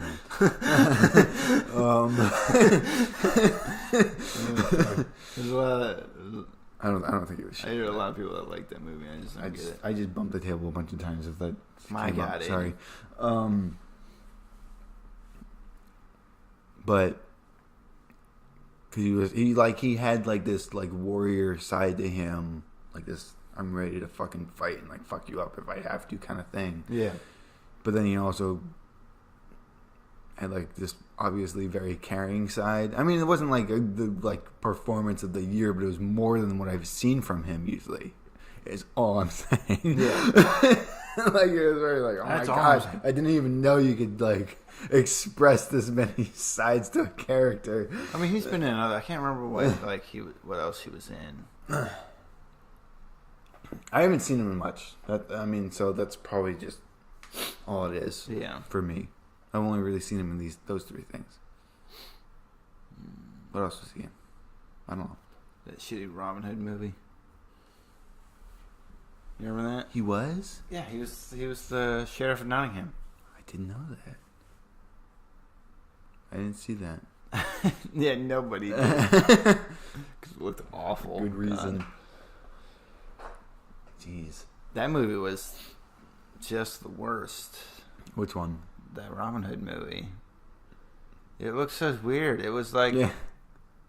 Taron Egerton. Can't anyone just make a straight up Robin Hood movie? Like... There's a movie, I don't know why this made me think of it. What's his name? He was in... What am I thinking of? Cure for Wellness. He was in Cure for Wellness. And he was in Amazing Spider-Man as the Green Goblin. Yeah, okay. You know what I'm talking about. He was also in Valerian. Hugely miscast in that. Wait, what is he? Yeah. He's in Vincent D'Onofrio's directorial debut movie coming up about Billy the Kid. Oh, is it about Billy the Kid? Well, it's called The Kid, so I'm guessing it's about Billy the Kid. Oh, yeah. Why you don't even know? You're just saying that? I've only seen it playing without the sound on. So you gotta look this up. You can't say it's about Billy the Kid. Come on, you can't call something The Kid and not make me think, oh, Billy the Kid. It's a Western about a guy who robs places. Fucking, it's Billy the Kid. It's gotta be. Yeah, but Billy the Kid Billy the Kid was like way more like he was way more into like helping indigenous people. I mean, maybe it has that. Maybe it's all about that. I don't know. I just had to watch a guy named Trevor with the sound off. I could look up the description right now. If you get a phone on you. Look this up. Let's see what this is about.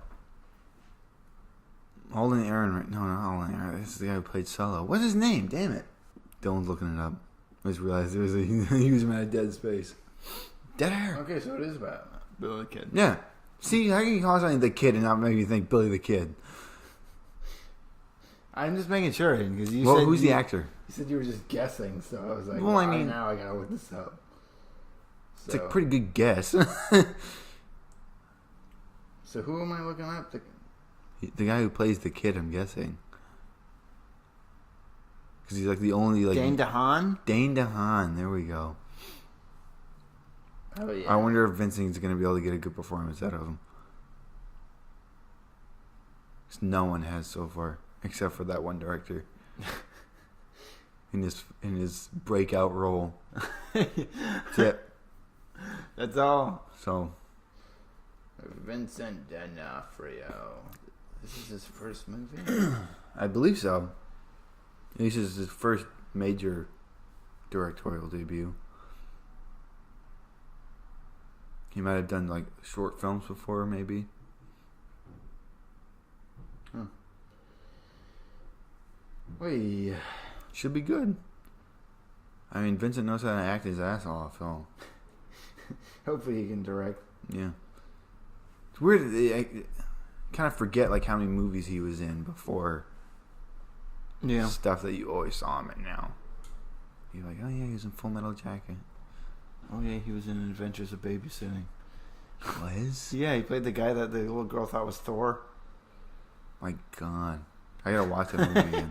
See, that's what I'm talking about. I didn't even know he was in that. God, I haven't seen that movie in years. It's weird. I've only seen it the one time. I remember it being fun. People seem to always talk about it. Mom bought it, right? Mom bought it because she was like, I love this movie. Yeah. And we watched it that one time. I was like, that was fun. I watched it again. You know what movie I forgot about? What? Until recently, until I was like thinking about it because I saw an image from it used in like a meme. Bird Box. I totally fucking forgot about that movie. Yeah, I actually kind of so have I. It's only 4 months old. Like, kind of. Not even like I'm only forgetting certain aspects. How fast I died. I mean, like, I totally forgot that movie existed. It was just like, it was just gone. And then I saw a thing of like it doesn't even show up in my Netflix recommended anymore. I just saw a thing. It doesn't even show up there. I just saw a thing of that guy holding that old lady's eyes open, even though he was like squeezing that old lady's eye, and I was like, oh my God, dude. Chill out with that old lady. What are you doing? Yeah. And oh shit! I saw that. I was like, oh my God, that was from Bird Box. Oh shit! Made me remember that movie that everyone blew out of proportion. I think if anything is ever so slightly more than passable. Yeah. On Netflix, people are like, "Oh, it's the greatest fucking thing ever." It's like. Well, it's because a ton of people are able to see it. Yeah. You know, which is like the good and bad thing about Netflix. Because it seems like no one, except people who really care about film, watched Roma. I still haven't watched Roma. Because people said to watch it when it was a limited release in theaters. Because like the sound is apparently like fucking amazing. And I'm like, I want to wait till I get a good sound system or something. Right. I don't want to watch it unless I have that. TV speakers. Yeah. So that's what's held me off from watching it. I should watch it though. I should. What else am I thinking of? There's that one Adam Sandler movie that's apparently actually really good. And it's not just him, like there's other people, but it's about that dysfunctional family. It's apparently got like really good dialogue. Like right. Feels real. Yeah. I don't know. Should probably sign this off soon. Yeah. God, I feel like we didn't talk a whole lot about. I guess we did. We talked a lot about comics. Yeah. We did. We just didn't read that much this week. Yeah, I mean, we read Doomsday Clock. That was about it, and I read. I mean, you want to talk more about it? Because like before we sign off, I want to talk about if we're working on any of our own stuff recently. You know, our own stuff. I didn't really work on a whole lot of my own stuff this week because I've been busy with other stuff. Yeah. Maybe I'll do that today. I know I want to work on stuff today, but I also need to work on.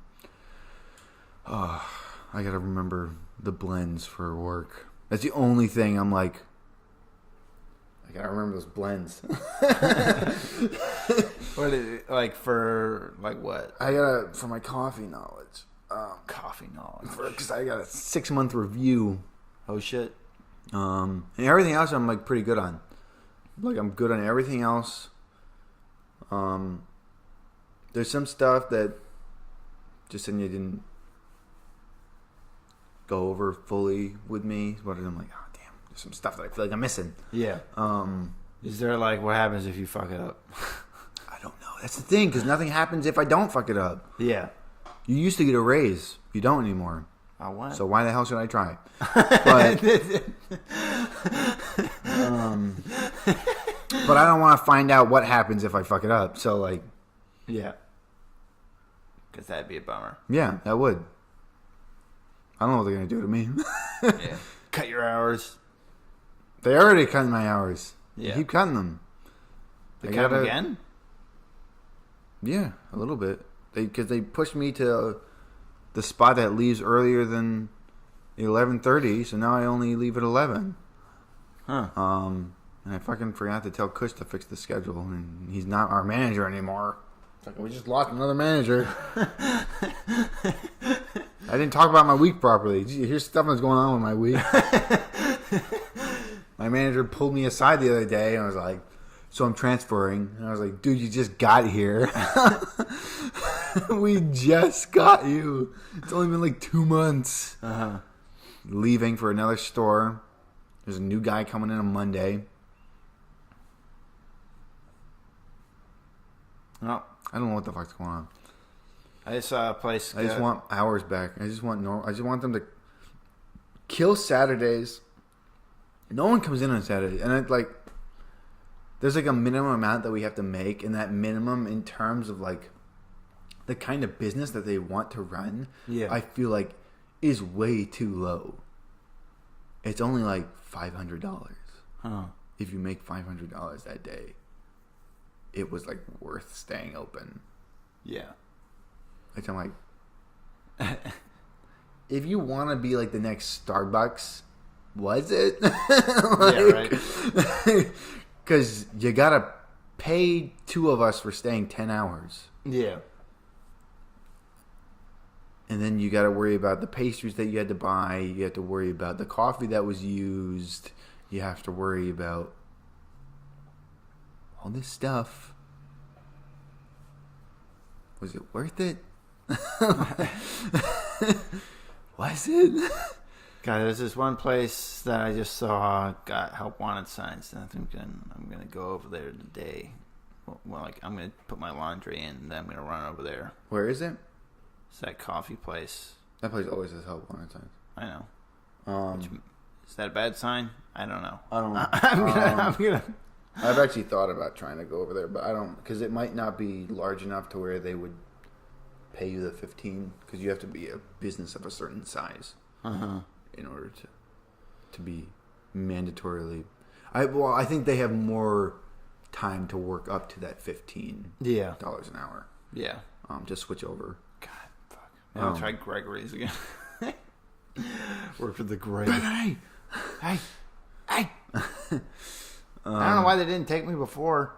They didn't give me. You said you had like a fully open schedule and everything. I was like, I can come in whenever. And I was like, I can come in whenever you need me. I am doing this as well. I do have this other stuff going on, so I will just need like at least a day's notice if like you need me, like an emergency or whatever. I mean, that's usually what they should be doing. Yeah. No one should be calling you on the day. Yeah. If they do, like, you are in full right to be like, no. Yeah, I cannot. I'm at a thing already.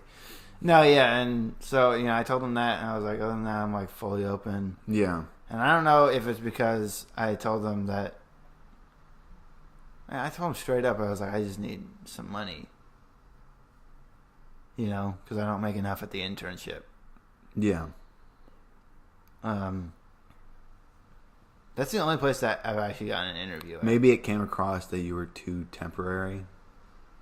It's a fucking coffee place. Like, what do you want me to do?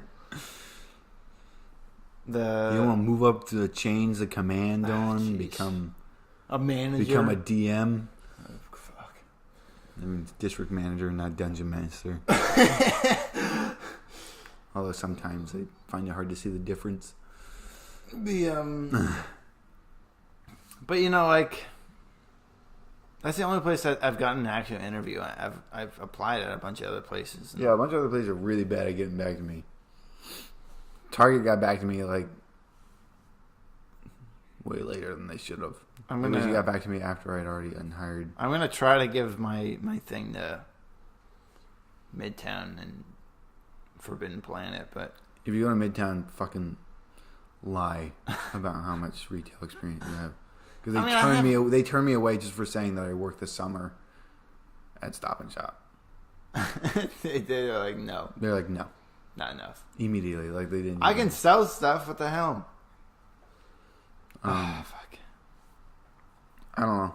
At some point, I might go back to that and be like, hey, I have experience now. Mm-hmm. I've been working here for 7 months. And that's only because the stuff with my hours. Like, I don't know why they keep doing that. And it's like they keep saying that they're not making enough money, but it's like, then fucking kill Saturdays. Yeah, right. You're wasting your money on Saturdays. No one comes in. You're lucky if 70 people come in. Yeah. Why like in a whole 10-hour shift, 70 people. God, that's weird. Like, yeah, I feel like at that point, like, why even be open? Yeah. Ramiro didn't keep it open then, but then someone told him that he had to, so he reopened it. He said, "We keep making the minimum. I can't close it." Like, what's the minimum? 500. 500. That's it. That's what keeps us open. Fuck that. No, yeah, I feel like at a certain point, and it's like they keep saying, "Oh, if you want more hours, just go cover other stores." Yeah. But it's like, if they can afford to pay me more, you can afford to pay me more. Yeah, so right. Just keep me on. It's all coming from the same place. This isn't like a mom and pop shop. Yeah, right. Or I'm like, oh, I'll go do some odd job somewhere else. Yeah. Because it's someone else who's paying me. It's the same people paying me. That doesn't make any sense. That's weird. And there's times where he was asking me to stay later anyways. Like, you might as well just let me stay.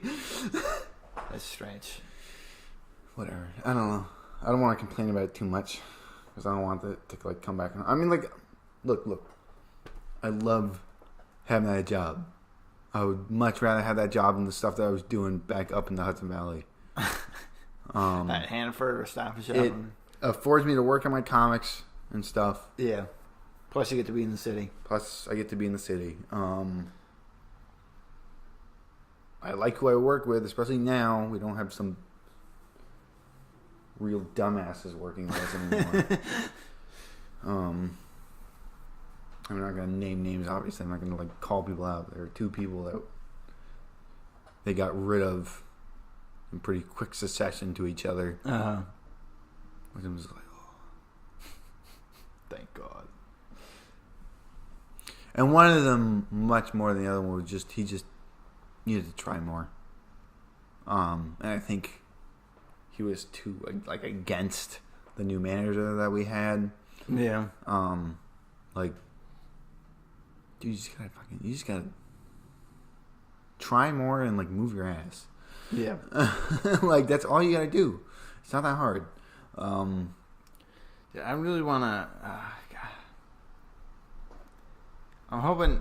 So, sorry. Like, stop. Sorry. Bumping the table. He just bumped the table. I'm hoping that this whole thing pans out for me with Valiant. I mean, I'm working on something that will get me credited. Yeah. At the moment, like, I'll get credit in the book. Hopefully that's good. Probably doesn't like turn around. And I don't know how to. Like, I wish there was, maybe I can ask. I gotta, like, find out if there's something else I can do there for, like, more money. Yeah. You know? Because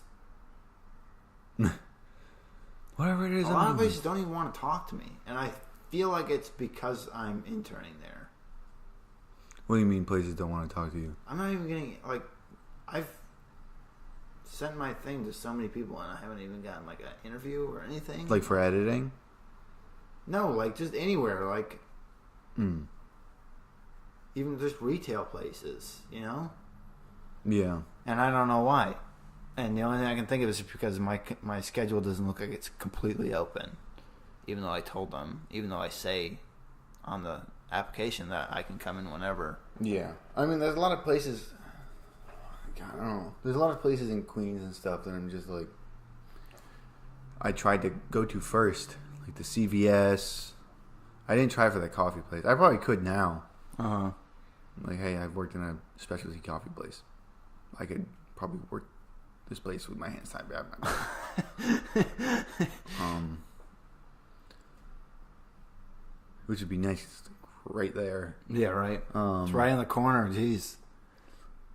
And they closed pretty fucking early. Yeah. And like part of the reason why I want to do this is pretty soon the end line's going to close down here. Oh yeah. So I'm going to have to take the bus over there, either wait to the 6 train, which I do not want to do, because that early in the morning, is a nightmare. No, I would just take it down to the. I'm going to take it down there, and I'm just going to walk to Astoria Ditmars. Yeah, that's what I'm going to do. I'm just going to get up a little bit earlier and take an earlier bus over there. Or I'm just going to walk straight to Astoria, because it meets pretty closely at some point. I just cross over and I just keep going. Yeah. And I can still make it for like the 4:30 train, which is all I got to do. I can make a later one too if I wanted to, and still make it there in time. I don't want to go to the 6 train. The 6 train's a pain in the ass, because it all runs local at that time. Yeah. So you hit every stop, and you could be stuck. Like, no matter what car you're on, there's someone who's just insane, or they smell awful. Yeah, the weirdos are on the train that early in the morning. Or they're like pacing around on the platforms, talking about how they want to stab someone or something. Well, I told you about I told last week about the guy who's. Well, I mean, I've heard about people do it outside of that situation. Fine. I don't want to deal with that.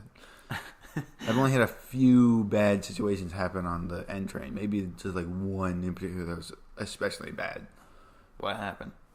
This guy started standing up because some guy sat across him. He was like, "Why you sat across from me? Why you sat across from me where I am?" And the guy was like, "Dude, I'm just sitting here." He's like, "No, no!" Started screaming. Oh my god! This guy was just for sitting across from him. He had to have been schizophrenic or something. Yeah. Not to disparage anyone schizophrenic, but no, yeah. It was nuts. It was scary, but then once you get off the train, you're like, woo, woo. That was weird. Nuts. And, you look around on the train, and everyone at the other end of the car is just watching, what the fuck is going on over there? I tell you about the one time a guy started fighting a homeless guy, right? Jesus. That was bad. The train was really crowded, and I guess this homeless guy... What train was it? It was the NW. And sometimes you get some people coming over from the really bad parts of Flushing. Yeah. And they cross over, and they go onto the N train. That one guy who fucking threatened a group of friends. Oh yeah, that guy was weird. He was drunk and stuff. Was he drunk? He didn't smell like anything. I think he was drunk. He was spitting on the floor of the subway though. No, but this guy. So the train is really crowded, and I happened to be sitting down. I grabbed a seat, and I was like, yes. And the rest of the train was super crowded, and I was way in the corner. Yeah. All the way at the end of the train. This was happening in the center of the train. Where this homeless guy, I guess, started to set up a cardboard box to lay down on the ground. Yeah. And this one guy got mad at him. Jesus. And started fighting him. He started hitting him. And hitting his head against the ground. And the homeless guy got up and he started fighting back. And the guy ran out of the train when it got to the next stop, and the homeless guy chased him. And you just heard shouting on the platform. And the train was just stopped. Then a bunch of cops showed up, right? And a bunch of cops. You just saw a bunch of cops just run. And I was like, oh, fuck, dude. It was weird. It was weird. It was it was one of those instances where everyone, I couldn't move or do anything because I was trapped in a corner, and everyone else started to move away from the center. Yeah. So it was oh, what's happening? And even more crowded. And I was pressed up against the corner, oh, what the fuck? And all I heard was bah, bah. Jesus. And this, I don't mean to laugh, but it must have been just insane. It's oh my god. No, this is a great story. I was just looking. I was trying to look over people. I was like, "What the fuck's going on right now?" Dylan. Okay, Dylan's heard about this. There was one time. Oh my god. I was on the subway. I was making my way to Brooklyn. I was on the L. And did that shut down yet? I'm just the L. It was, that. But then it came back, sort of. Because I thought it was just supposed to be shut down for 2019. Anyways, so I'm not sure. I was on the L train. I was on my way to Brooklyn, and I was on a particularly deep part of Brooklyn. So I gotta be on there. I gotta be on there for a while. Not like deep, but quite a few stops. Yeah. Than most people who take the L. Most people wait like 2 or 3 stops and they get off. Because it's the white part of Brooklyn. And so I was going, and there was this guy on the train who was saying some really racist stuff. And it was a black guy saying that he didn't want all of the Puerto Ricans taking the black women. And then they kept going. He kept going through like all the different races of people who live like deeper into Brooklyn. And he said that he didn't like Chinese women taking all the black men, and Puerto Rican guys taking all the black girls. Dude, the city, like... And, like, somehow he didn't touch on white people. And I was, like, waiting for it. That's the one I was like, if he does say white people, I'll give him a pass on that. Like... You were just sort of expecting Because, like, I won't be offended by it. Like, I am white. I'm not going to be, like... It literally does nothing to me if he says something about me. Like, it's not going to ruin my day. It's not going to, like, ruin me socially or anything. Yeah. So, like, it literally, since it doesn't matter, I can't get offended. And but you were expecting neither should any other white people, I'm just saying. Yeah, you were expecting it. You were like... I was expecting it. I was like, oh, dude, it's going to come up, too. He's going to touch upon everyone. Somehow he didn't. He touched, like, everyone. Like, excuse me. So, like, Puerto Ricans, Colombians, like, basically Hispanics. Anyone who was Hispanic, you were, like, horrible to him. And, like, he was going through all of it, and he was, like, pointing out people that were on the train, like, pointing out, like, a young Chinese woman on the train. He's like, I see you, bitch. I was like, oh, my God. He had, like, this fold-out table with him that he was carrying. What the fuck? And he was like, wow. Like, getting angry. Oh my God. And then this one person was like very visibly getting upset.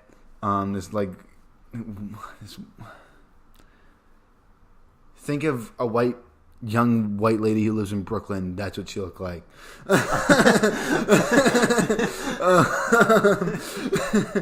And I mean, like, obviously you get upset and like, but I just hate it.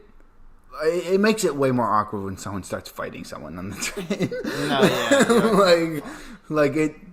I know you think you're helping. You're not helping. But she did something even crazier.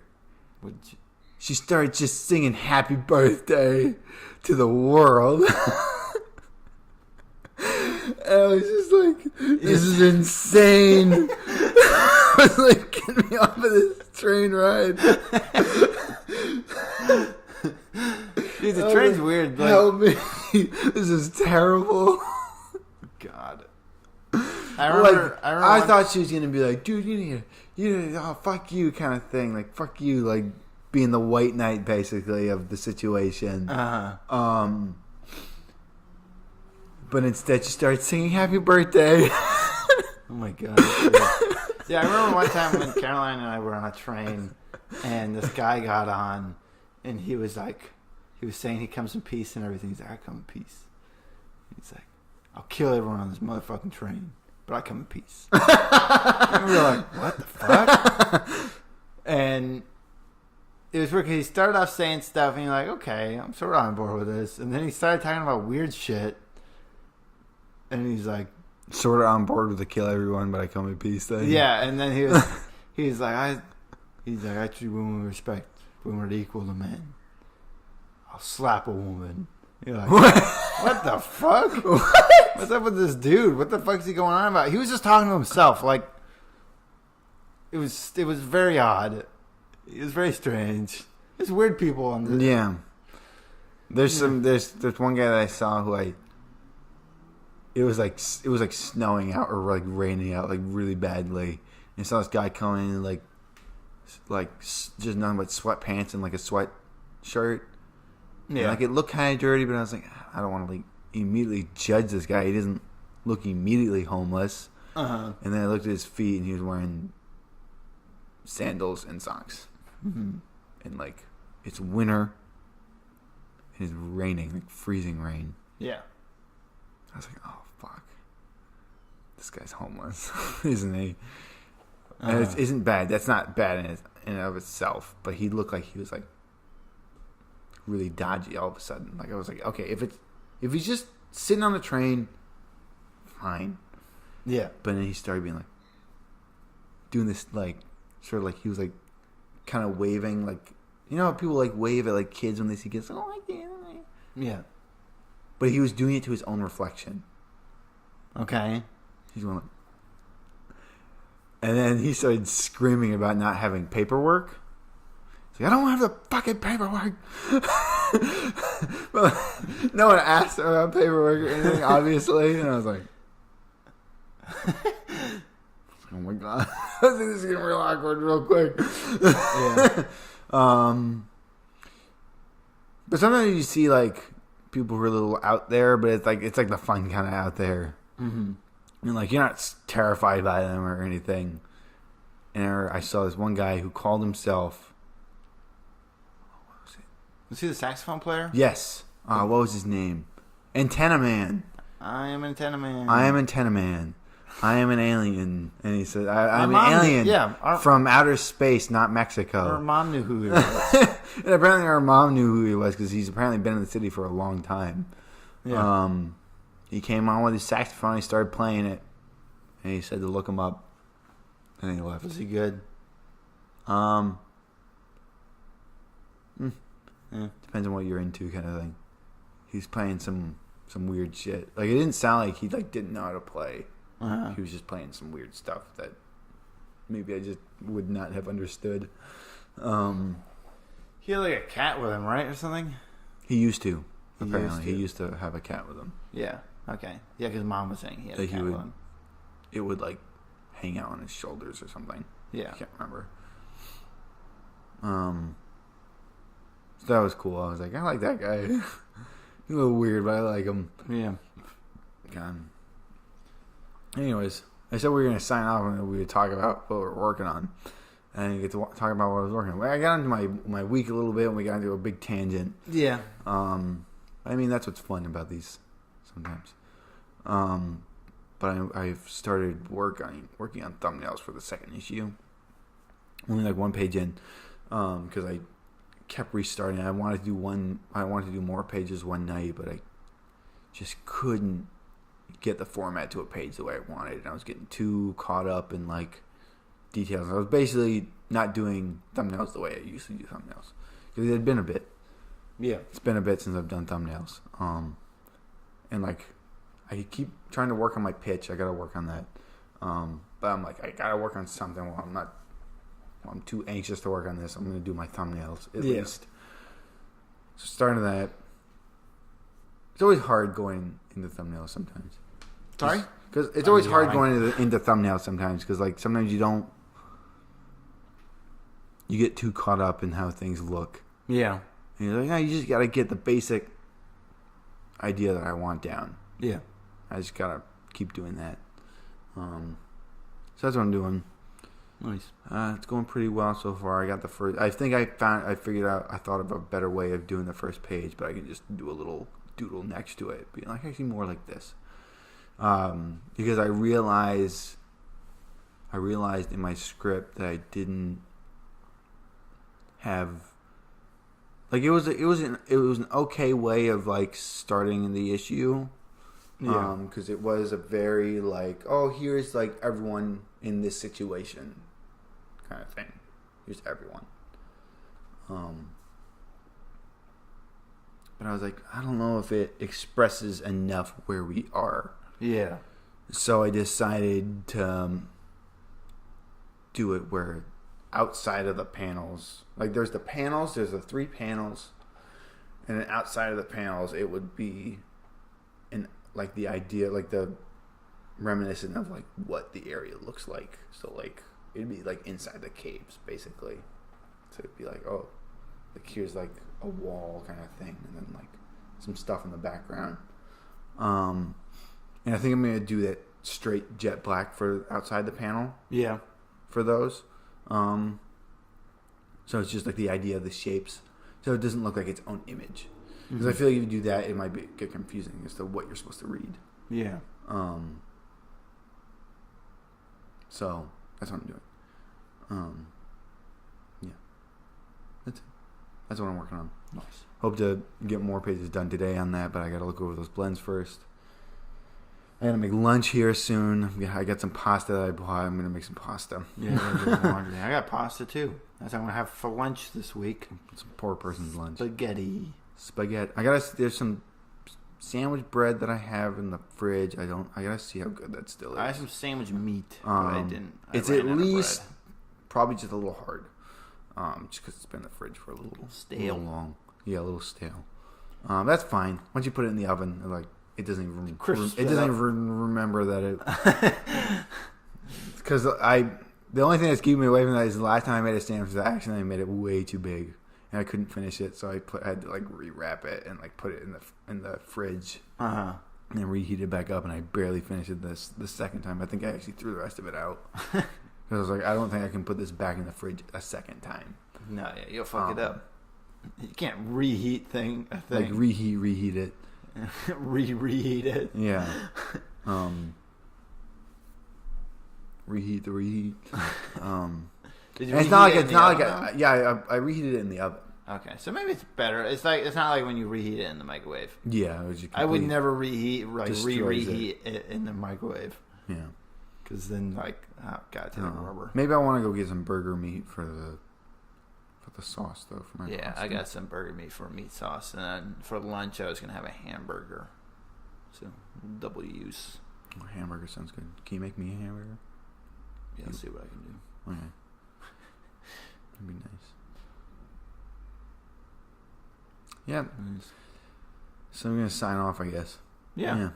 This has been a good episode. Yeah. Went a little bit longer than when we were expecting on going. Because we were gonna end it sooner, and then like some stuff came up. Yeah. Which is always good. That's always a good problem to have. Better than not talking. Just looking at each other. Well, next week we'll have some more comics to talk about. Yeah. There were some other comics that I wanted to read, but I just ended up getting caught up in a bunch of stuff. Yeah. So it just didn't happen. I don't know. Maybe depending on, because we're having the thing on Saturday. Or no. Is it on Saturday? Or is the party on Friday? I think it's on Friday. Ah, dang. I was going to say if people sleep over on Saturday, we can have maybe one of them could. Well, I think Courtney is staying the week. Oh, yeah. Maybe Courtney could. I don't know. I don't have enough microphones. But we could split one, right? I guess. Be a little weird, but. No, whatever. We'll figure something out. Anyways. So we might have a guest next time. Yeah. We'll find out. Oh, I got to stretch. Hang on. Yeah. I'm hungry.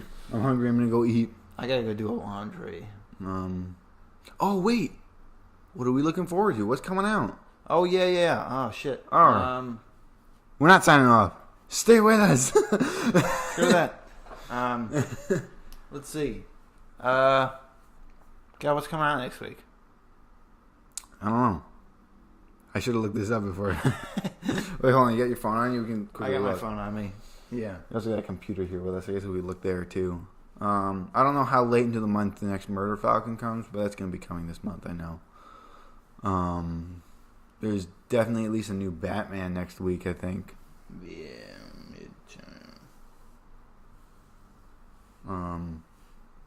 what else? I gotta read. I mean, I could talk about what I got. So I did get that Justice League. I gotta catch up on that. Mm-hmm. And then I also got the new Green Lantern. I gotta read that. Oh yeah, I got that too. I like how they've made each issue like a different color. I like that. What else? See, there's a new Batman. There's a Superman. Number 9. I gotta catch up on Superman. Jeez, that's something I gotta do. I still have to read Man of Steel. Grim Knight. Oh, Grim Knight, that's right. Oh, okay, I'm definitely gonna read that. That's on my definite to read list. A few more. What else? Read faster, Dylan. Come on. Well, I want to see more, but it's not. Maybe you pull it up on here, maybe? Well, I got it. Let's see. I want to see new. You piece of shit. God damn it. Now it's just showing me old stuff. Whatever. You go to the Diamond website, I guess. Yeah. We got some stuff that we're looking forward to. Yeah. We've listed them. As always, if you got something you're reading or you think we should read, let us know in the comments. Yeah. Haven't actually seen if we've gotten any comments yet. Yeah, I don't know. I don't think so. We actually get a okay amount of views on the last one. We got like 22. Yeah. Which doesn't seem like a lot, but for something that doesn't have a lot of footing yet, it's like, oh, okay, 22, all right. Yeah. 22 people wanted to watch. Cool. And that's thanks, you 22 people. More than I can ask for at the moment, so that's okay. Like, I thought, like, just like 4 or 5 people would watch it, and then it shot to 22 at some point. I didn't even realize when it happened. It just happened, and I was like, oh, cool. Yeah. So, see you guys next week. See you next week. We'll catch you next week or something. I don't know. I gotta go edit this. I gotta eat before I can do anything else. So I'm way too tired. I'm gonna go do a laundry. Maybe have some root beer before I go. Nice. Root beer. All right. Okay. So this has been Aiden and Dylan. Yeah. This is Comics Krackle. I didn't say Comics Krackle at the beginning. This has been Comics Krackle. Yeah, and then we'll have our outro song, our brand new outro song. Yeah. Should I play the outro twice? Oh, should we? Will you have a thing in the description for Alex's? Yeah, I'm gonna have a thing in the description for Alex's. Okay, cool. Cool. So look for that. And then in the description, I'll also have to put our at least links to our stuff. Yeah. Like Instagram and Twitter and things. Yeah. It's all coming together. Yeah, thanks for listening. Still waiting on a proper intro. As I said, for now, we're just it's coming. It's coming. It's going to be good, hopefully. Yeah. Our parents are working on it. Yeah, I know. Yeah. So it's going to be. Our dad's making it. I should give him a better idea as to what I'm looking for, because I have thought of something. You still got to show me what he sent you. Okay. I thought you found it. No. All right. Bye. Goodbye.